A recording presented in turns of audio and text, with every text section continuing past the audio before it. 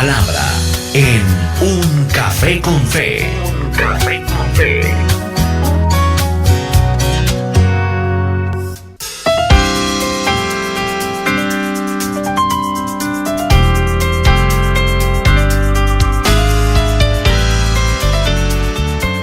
Ya estamos listos, estamos preparados para la palabra, para este tiempo, estos minutos que dedicamos todos los días a degustar, porque de eso se trata. No de leerla simplemente, sino que degustamos la palabra. Le tomamos el sabor, el bouquet queda en nuestra alma, en nuestros sentidos espirituales. Bienvenidos a este tiempo, a estos minutos.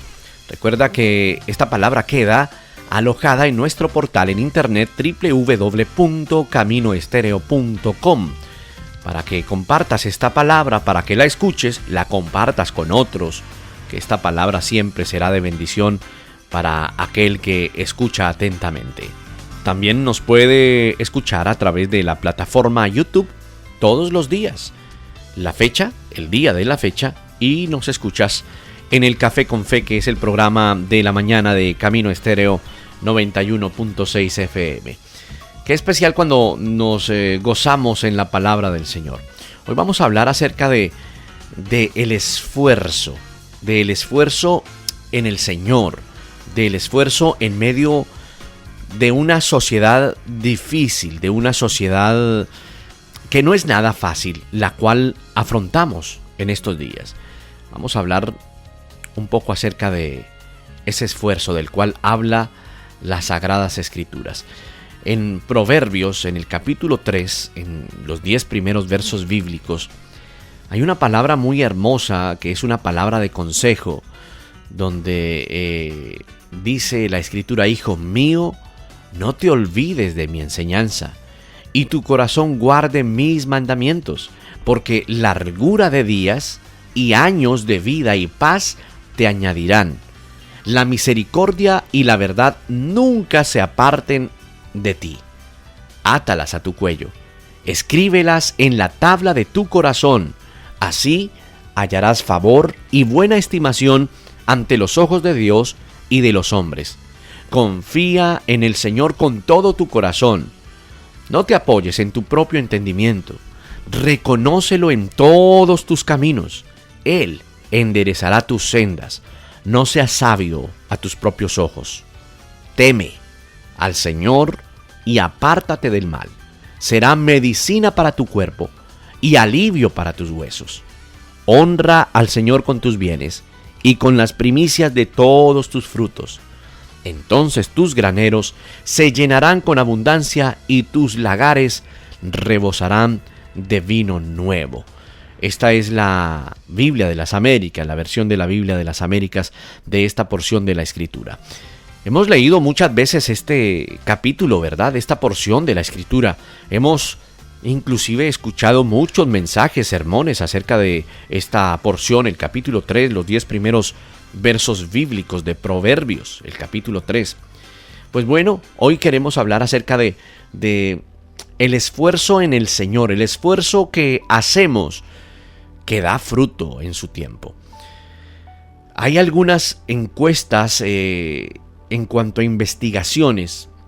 Por ejemplo, hace unos días leía un informe sobre Albert Einstein y cómo el estudio que le realizan a Einstein, estimado amigo, llega a la conclusión de que él consigue esa enorme capacidad de análisis que tuvo y que siempre ha sido muy admirada.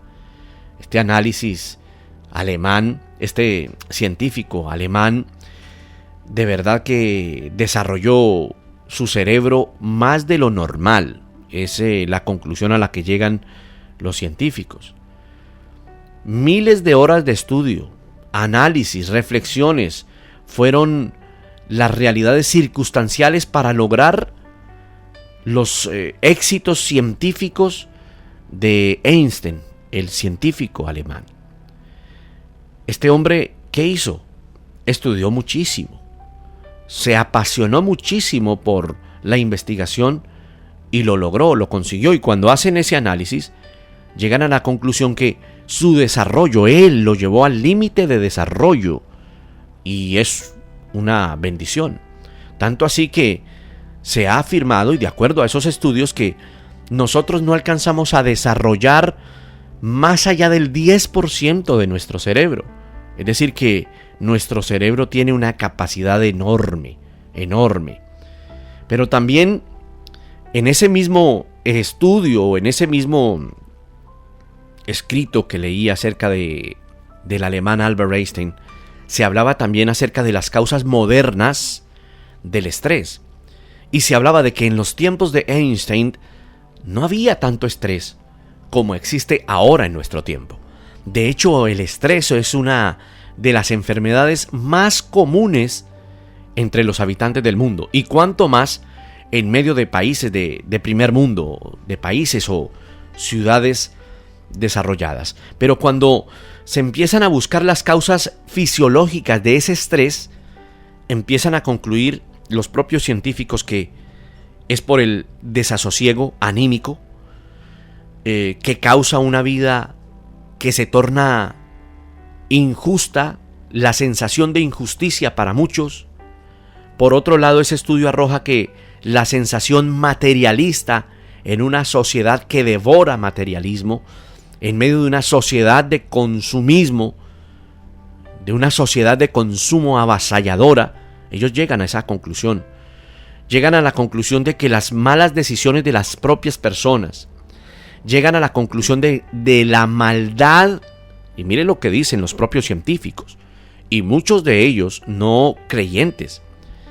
Dicen que la maldad humana ha crecido a porcentajes inimaginables respecto a los tiempos de Albert Einstein y de otros científicos. Y según esos estudiosos, el estrés se debe a situaciones que ocurren en nuestra vida que hacen que nuestras hormonas sufran esos trastornos. Ellos llegan a la conclusión, mezclan lo científico con la actualidad, y creo que es muy acertado. Porque cuando la gente se encuentra con todo esto que acabamos de describir, con circunstancias difíciles, con una vida materialista, injusta, con una continua competencia que daña el reposo y el descanso, pues se llega a la conclusión de que las propias hormonas del cerebro que cumplen esa función quedan devastadas. Y cuando uno lee todo ese estudio, cuando uno lee ese artículo, la verdad es que uno queda con una sensación extraña.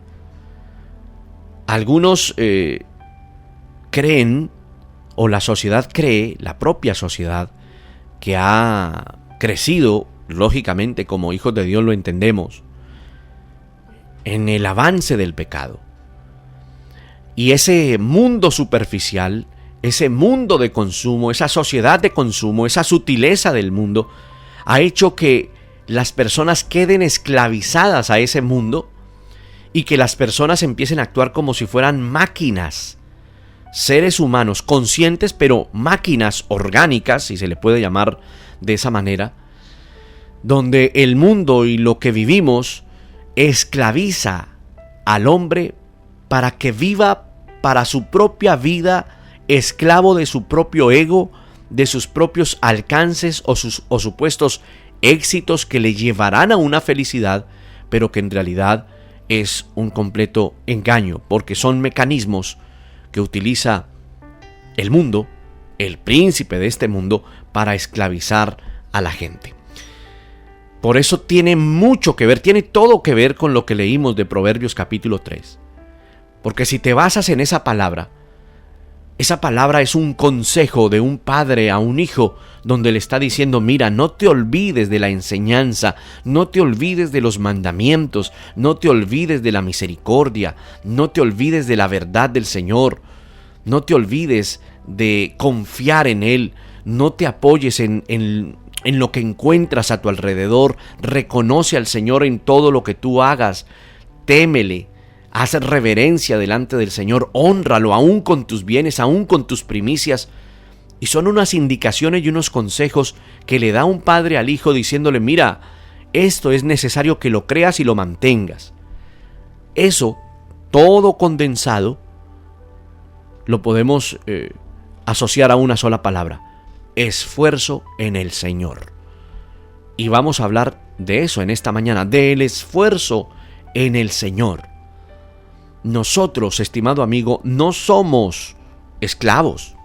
Si tú eres un hijo de Dios, una hija de Dios, quiero decirte que tú no eres esclavo o esclava de este mundo que intenta esclavizar a las personas con engaños, con falsos sueños, con falsos argumentos, o como dice la propia Escritura, con rudimentos que obedecen al mundo y que intentan desviar al hombre del objetivo y del propósito que tiene que ser Dios.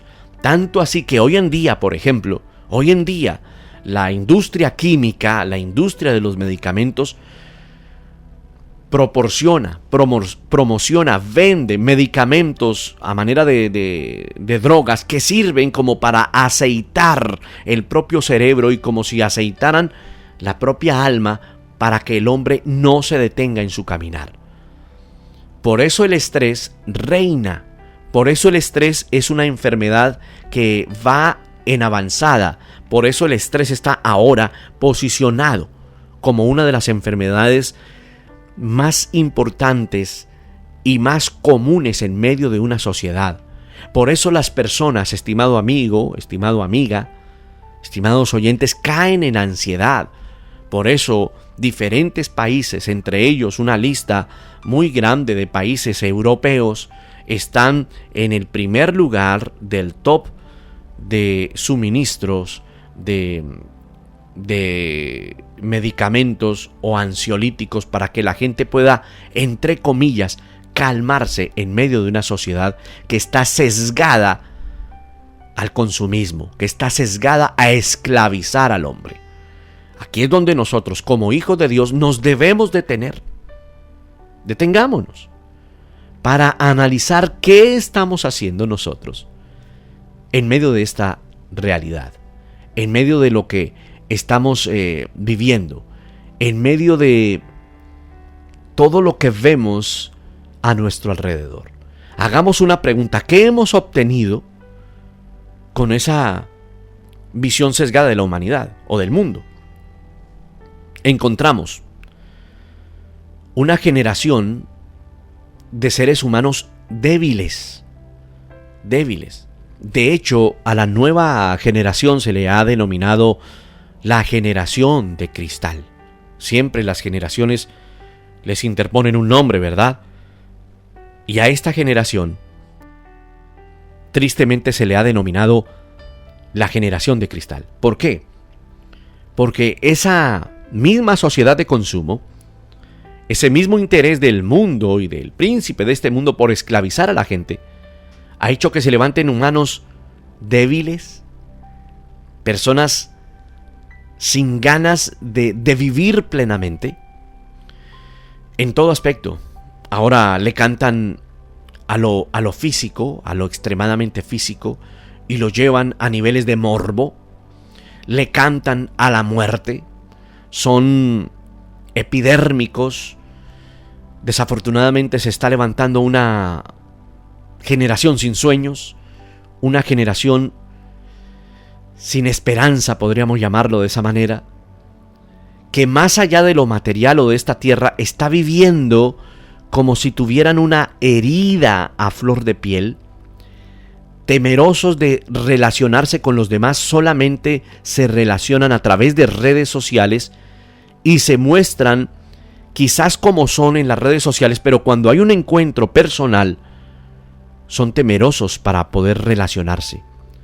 ¿Por qué? Porque el propio mundo está buscando que las personas se conviertan en personas más individuales hasta la saciedad, olvidando que la vida, estimado amigo, no solamente es vivir en pro de lo que yo quiero hacer, sino que me relaciono con todas las personas. Pero también esa generación ha caído en personas que solamente, o una generación que solamente piensa que tiene derechos, pero que no tiene deberes. Entonces, a nivel del mundo, de lo secular, es una generación como que la lubricaron con ese aceite para que trabaje en pro de todo esto que acabamos de describir.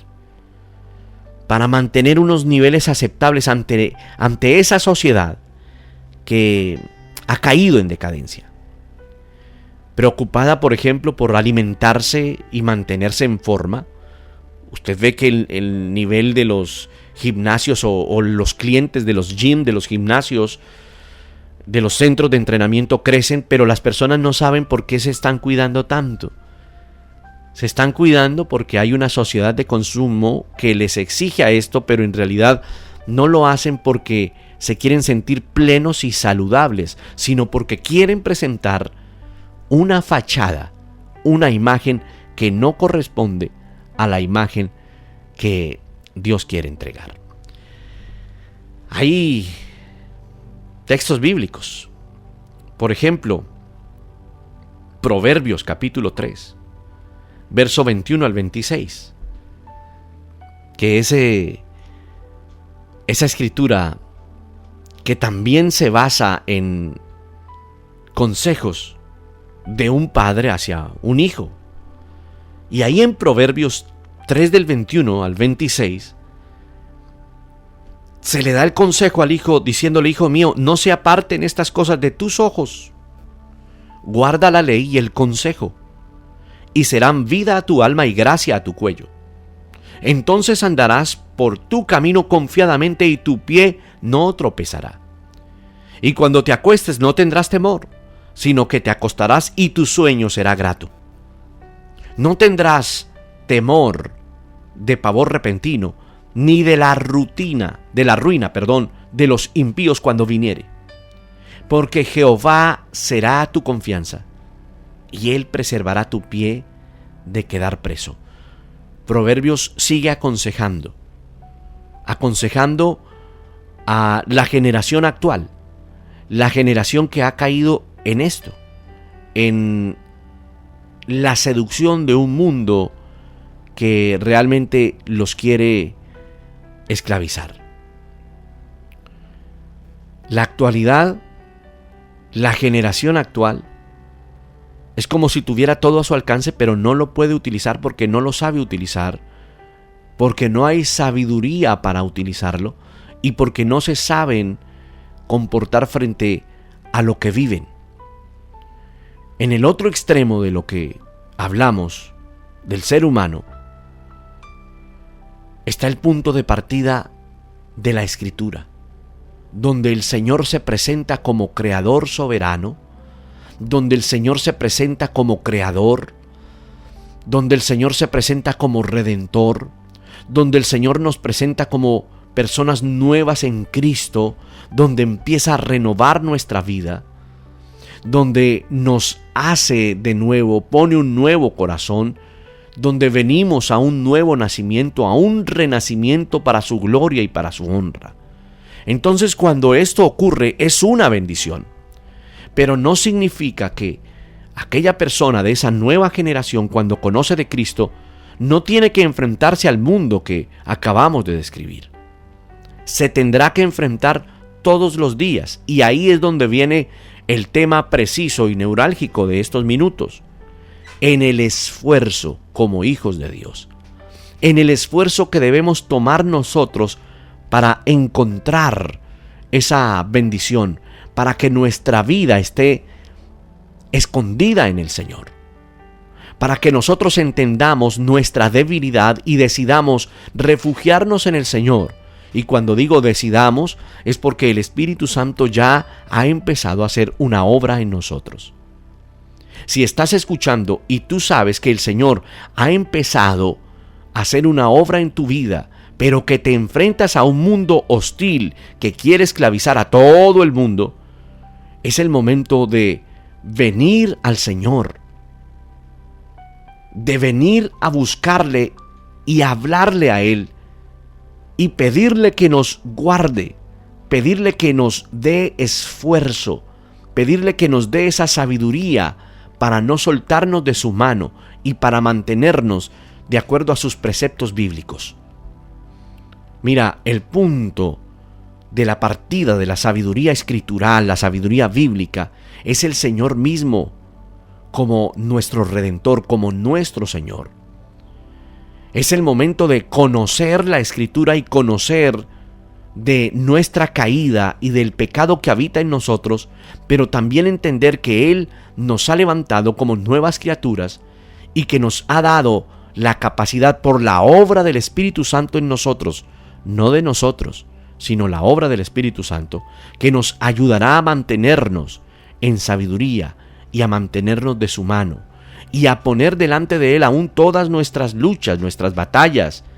Y Él pondrá a través de la persona del Espíritu Santo ese anhelo de buscarle, de crecer y de hacer frente a un mundo al cual no nos vamos a rendir. Por eso, cuando alguien de esta nueva generación viene en la búsqueda de Cristo, definitivamente crece en el Señor. Definitivamente vuelve a las cosas del Señor para cumplir lo que habla Proverbios. Cuando alguien de esta nueva generación reconoce al Señor y conoce de Cristo, empieza a guardar la ley y el consejo del Señor. Y cuando empieza a guardar la ley y el consejo del Señor, esa ley y ese consejo se convierten en vida para su alma, como dice esa escritura en Proverbios que acabamos de leer. Y cuando se convierte en vida en el alma, es decir, en sus propias emociones, en sus propias motivaciones, en su voluntad, en la toma de decisiones, eso se convierte, como dice el verso 22 de la palabra que estamos leyendo, de Proverbios 3, que se convierte en vida, porque la gracia estará en su cuello y en su vida misma. Y dice la misma palabra que entonces esa persona de esa nueva generación, ese hijo, le está hablando a alguien joven, empieza a caminar por un camino confiadamente y el pie no tropieza. Y no tropieza, estimado amigo, porque ahora ese pie está firme en la roca que es Cristo. Entonces menciona situaciones cotidianas, la porción de Proverbios, cuando dice, por ejemplo, en el verso 24, es que cuando te acuestes no tendrás temor, sino que te acostarás y tu sueño será grato. Habla de el descanso, y si habla de ese descanso es de un reposo adecuado, y quiere decir que ya no está esclavizado a una sociedad que no se detiene. También le dice es que no tendrás temor de pavor repentino, ni de la ruina de los impíos cuando viniere, porque el Señor será tu fortaleza y Él va a preservar tu pie de quedar preso. ¿Preso en qué? Preso en este mundo y en esta sociedad de consumo. Así que la Escritura trae consejos que no son fórmulas mágicas, estimado amigo o estimado joven que escuchas hoy. No son fórmulas mágicas para cambiar tu ánimo o para darle vueltas a las circunstancias, porque el mundo, cuando el ánimo baja, te presenta un ansiolítico o te presenta una pastilla o un fármaco salido de su venta oficial para incentivarte a vivir en otra dimensión, si pudiéramos llamarlo de esa manera. Por eso los consejos de la palabra no son fórmulas mágicas, son instrucciones que fortalecen nuestro carácter. Cuando empezamos a caminar con el Señor y empezamos a entender y a ver todo desde la óptica espiritual, desde la óptica de Cristo, empezamos a entender que necesitamos nosotros esforzarnos en buscar al Señor y que el Espíritu Santo nos ayudará en medio de ese esfuerzo. Dice la palabra, guarda la prudencia, la discreción, y serán vida para tu alma y adorno para tu cuello, lo que acabamos de leer. Ahora, uno quisiera recalcar que la belleza de la vida no está, escúchame, en la falta de problemas o dificultades, sino en su propósito. La belleza está en el propósito que Dios ahora ha determinado para esa nueva vida en Cristo. Y cuando alguien viene a tener una nueva vida en Cristo, el propósito cambia, es puesto el propósito real. Se va el propósito ficticio, o bueno, la verdad es que ningún propósito, porque no habían propósitos, sino sencillamente la ley era vivir la vida y ya. Nosotros podemos ser muy ricos o podemos ser muy pobres, podemos estar muy enfermos o muy sanos, podemos ser físicamente activos, hermosos o definitivamente poco dotados, poco alentados, poco agraciados, si pudiéramos llamarlo de esa manera. Podemos sufrir una minusvalía, si pudiéramos llamarlo así, pero si entendemos la sabiduría en la palabra, si entendemos esa sabiduría que encontramos, si entendemos ese propósito que el Señor quiere mostrarnos de su diseño real y de la voluntad de Dios, pues nosotros veremos que no habrá nada que impida alcanzar esa buena vida. ¿A qué me refiero? Aquí una persona que vivió en engaño en medio de una sociedad de consumo, sobre todo la generación joven, cuando encuentra al Señor, cuando el Señor mismo le atrae y esta persona encuentra que en Cristo tiene una vida completamente diferente y que el Espíritu Santo ha empezado a hacer una obra en ese corazón, el Señor le preserva, porque se cumple lo que predicamos muchas veces a nivel doctrinal, que el justo persevera y que el Señor preserva, que es la perseverancia de los santos y la preservación de los santos. ¡Qué bendición!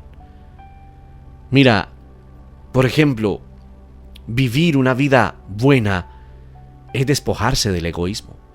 Y cuando el Señor nos atrae y hace una obra en nosotros, una de las primeras cosas de las que nos libera es del egoísmo.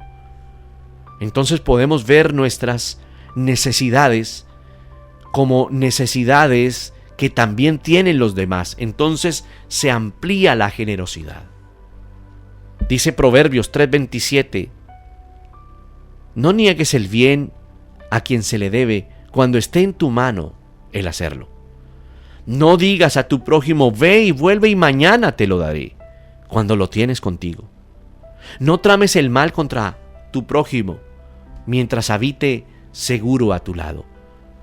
No pelees, dice la Escritura, no pelees con nadie sin motivo, si no te ha hecho daño. No envidies al hombre injusto, ni escojas ninguno de sus caminos, dice esa palabra. El 32 dice: porque Jehová abomina al perverso, mas su comunión íntima es con los justos. Mira ese consejo. Cuando el Espíritu Santo ha empezado a hacer una obra en el corazón de una persona y la sacó de esas tinieblas, de ese mundo de consumismo, ahora amplía su amor, se va el egoísmo. Te pregunto hoy, ¿hay egoísmo aún en tu corazón? La sabiduría bíblica, estimado amigo, no es un medicamento. Es una decisión de la voluntad que la conseguimos con esfuerzo. Apréndete eso en tu corazón. La sabiduría bíblica no es un medicamento.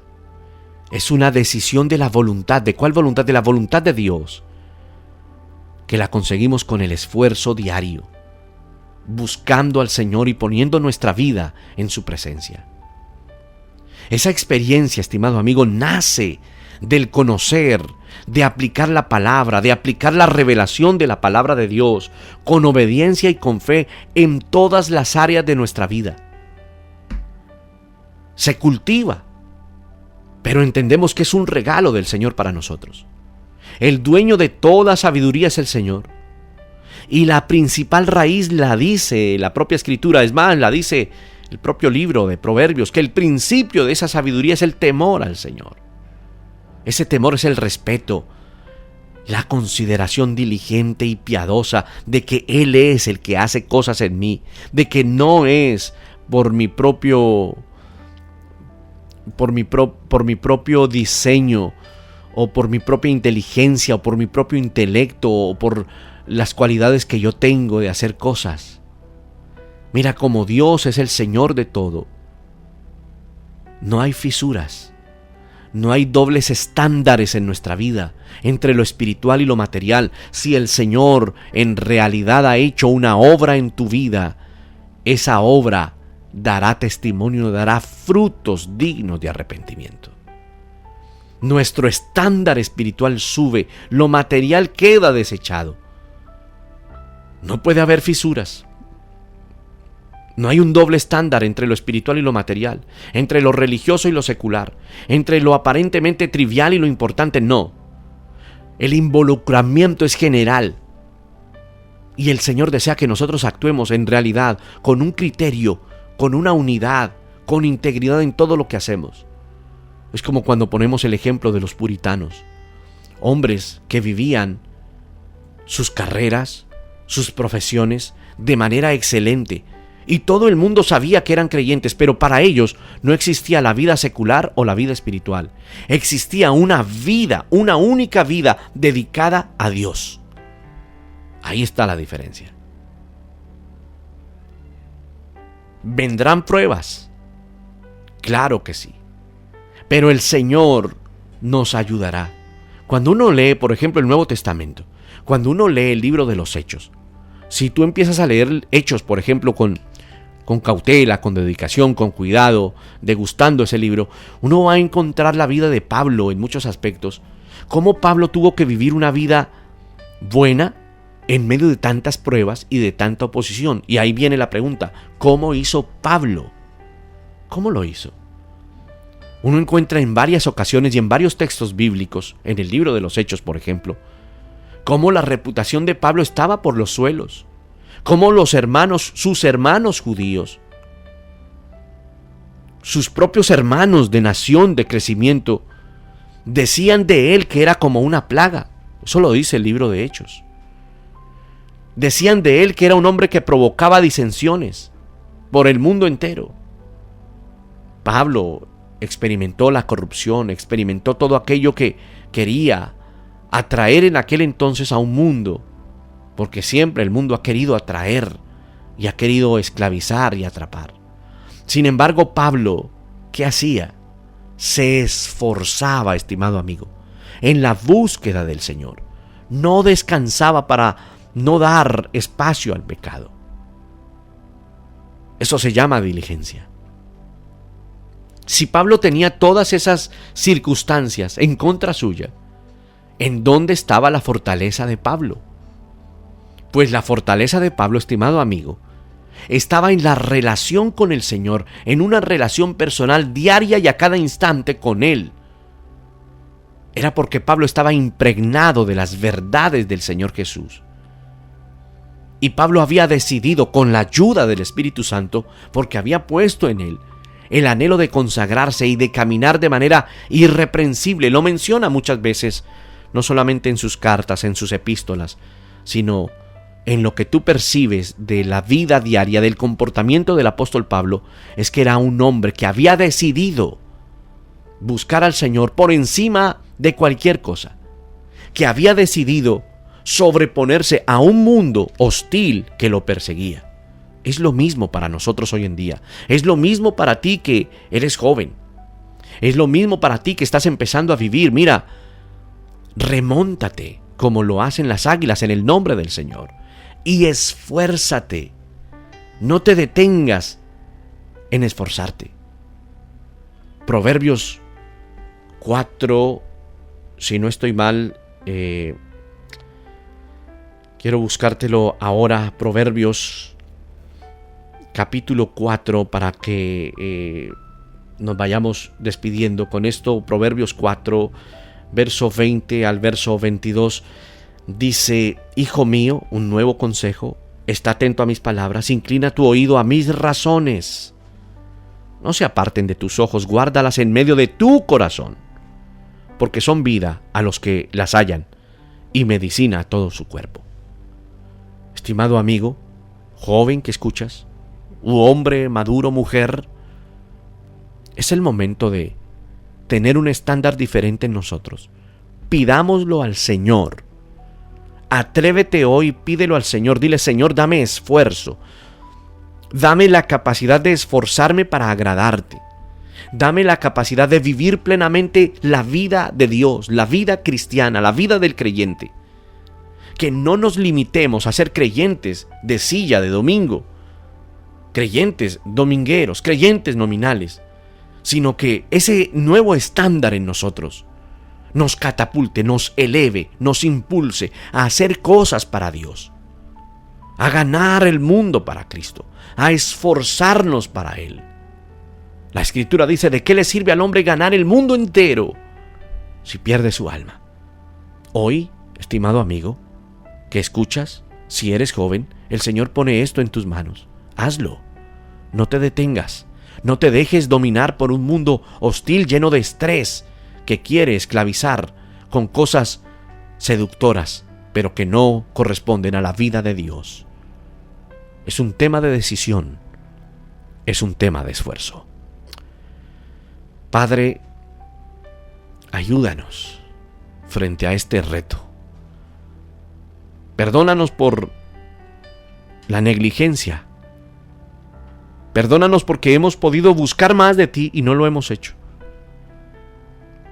Te pedimos, Señor, que nos impulses, que algo profundo, poderoso, grande, genuino, majestuoso, especial, se produzca aquí adentro de nuestro corazón, para que podamos depender de ti y esforzarnos en ti, solamente para tu gloria, para tu honra y para tu alabanza, no para que nos vean, no para nosotros mismos, sino porque tú eres el Señor de nuestra vida.